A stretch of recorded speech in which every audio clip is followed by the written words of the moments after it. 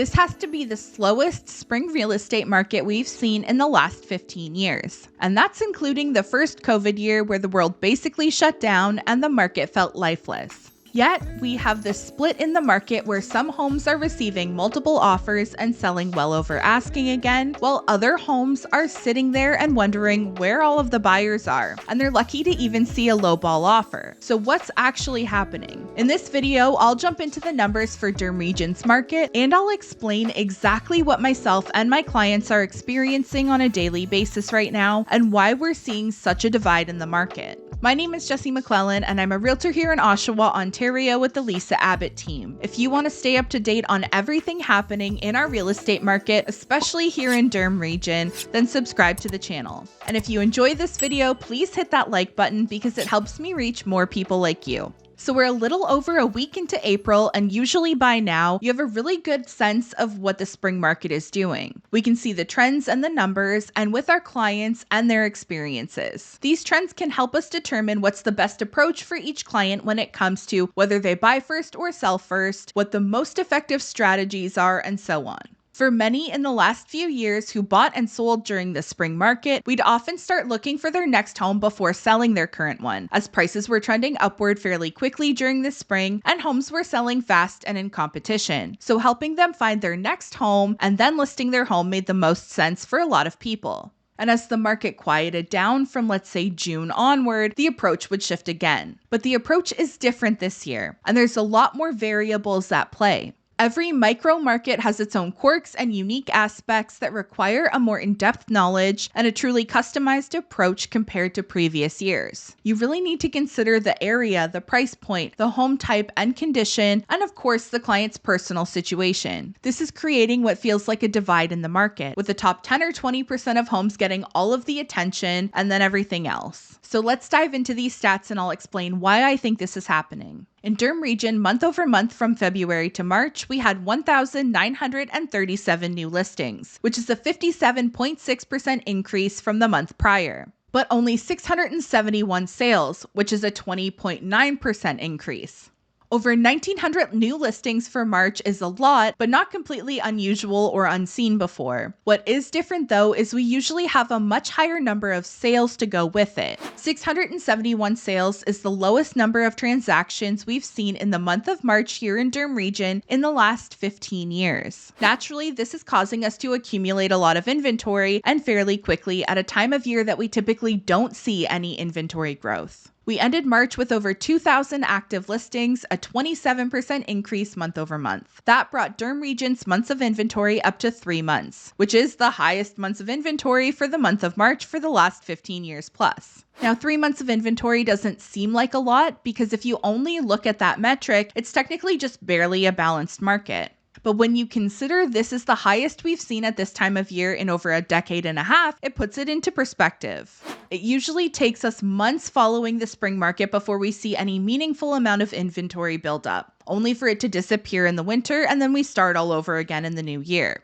To be at 3 months of inventory right now is potentially setting us up for a very balanced or buyers leaning market for the last half of the year, if things continue to trend this way. But I never like to gauge the market by just one metric. Our sales to new listing ratio is at 34.6%, which also indicates we're heading into buyer's market territory. Normally at this time of year, even in a normal market, we would be bouncing around 50 to 60%. However, we are seeing homes sell a little bit faster as our average days on market dropped from 22 to 17 days, and our sale price to list price ratio remained at the same 101%. We also saw a 1.5% increase in the average price, but I wouldn't say we're really seeing any super meaningful movement in price in my opinion. With all of that said, you might be thinking a couple of things. Number one, wow, the market is slow. And number two, what the heck are you talking about with multiple offers? But yeah, I wasn't kidding. Multiple offers are seriously happening right now. But let me explain. There's a massive divide in the market right now. It feels like the top 20% of homes are getting 90% of the attention right now, which is why we're seeing such a low number of sales. But at the same time, buyers are also feeling like they're often in competition. The market is balancing out, and part of that balancing out is buyers realizing that not all homes are created equal. Just because you have two similarly sized 3-bedroom homes does not mean that buyers are valuing them the same. Layouts, functionality of space, the quality of the neighborhood, the condition of the home, and how it appears to be cared for over the years, and the curb appeal, all of those things are playing a much larger role in buyer decisions than we've seen in previous years. This is because they have more choices. You can't just look at a home on paper and determine its market value. You have to have a really good feel for how buyers are valuing different layouts, features, and neighborhoods, something that comes with consistent everyday experience. This is why you're seeing a small percentage of homes get the majority of buyer attention, because those are the homes that look the best, function the best, and most importantly, are priced the best. And the homes in undesirable areas, ones with poor layouts, outdated heating or electrical systems, and homes with very obvious problems, these are becoming even tougher sales. Even clients I've been working with recently seem to be in multiple offers on every home they were interested in because they were looking at the best homes in the nicest areas with the best functioning layouts and homes that were priced well or aggressively in their budget. But I've also shown homes and have had listing agents call me back weeks later looking for an offer. For buyers right now, it really feels like it's a split, with a majority of homes listed low or at least homes holding an offer date versus homes that are listed where they're expecting to sell and offers anytime. The part that can be most frustrating for buyers, in my opinion, isn't the homes that are obviously listed low. Like when you see a home listed at $499 after you've seen a few homes and have been following sales, it's easy to know that that is not a $500,000 home and it's obviously worth much more.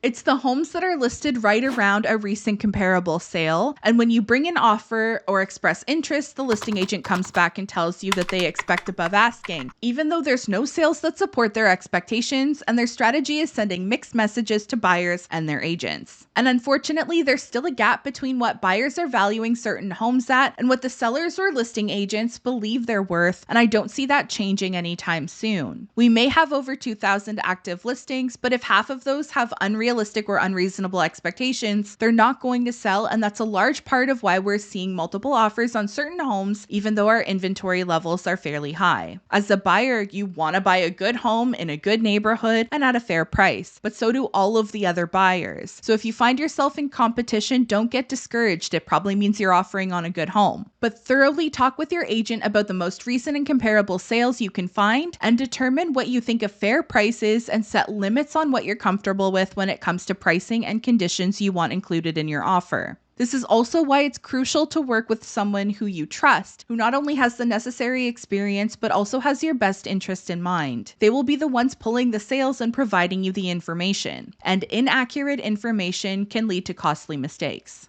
If you're a buyer willing to look at more dated homes, but ones in good areas and still in pretty good condition, there can be great opportunities to get into a type of home or specific area you maybe wouldn't have had the budget for otherwise. If you're willing to put in the effort and build sweat equity or upgrade the home over time. For sellers, again, it's crucial you're working with someone you trust and who's in tune with everything going on in the market in general and especially in your specific area and price point. And please, for the love of all things good, do not just choose your agent based on who tells you your home is worth more. I promise you they don't have access to a secret list of multimillionaires looking to overpay for your home. Ensure whoever you work with is able to clearly explain each comparable sale they've pulled to support their estimate of your home's value. And understand how that impacts what your next steps are. If you're buying another property and your budget is going to be affected by what your current home sells for, which pretty well everyone's is, you don't want to be basing that number off of a far-fetched scenario that requires someone to drastically overpay for your home.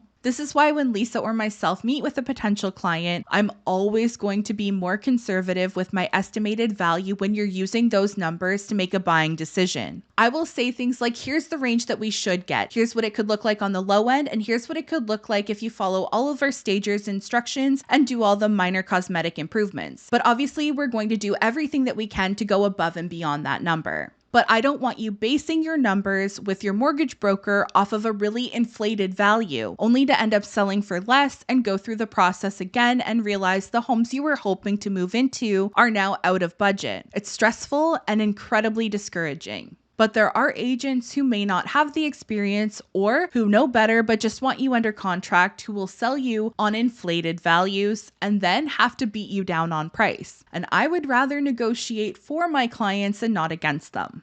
One thing that's talked about less but is also so important as a seller, you and your agent need to know when it's worth being patient and knowing what offers are not worth jumping at, but also knowing at what point the offers on the table are probably not going to get any better and it's no longer beneficial for you to stay on the market. For example, in areas or price points where the average time it takes to sell a home is a little bit higher, you don't want to jump at a low ball offer after 3 days, but when you get near the average days on market or get past that point, you don't want to keep turning down offers because the buyer activity and quality of offers you receive beyond that point is likely only going to get worse. You want to make sure that you're getting a fair price no matter the market. If you have any questions for me, whether it's about buying or selling in or around Durham region, or if it's just a question about our market, you can use the link in the description to book a call with me at a time that works best for you. Hit that like button and subscribe if you like this video. I hope you found this video helpful. Thank you so much for watching until the end, and I'll see you in the next one. Bye.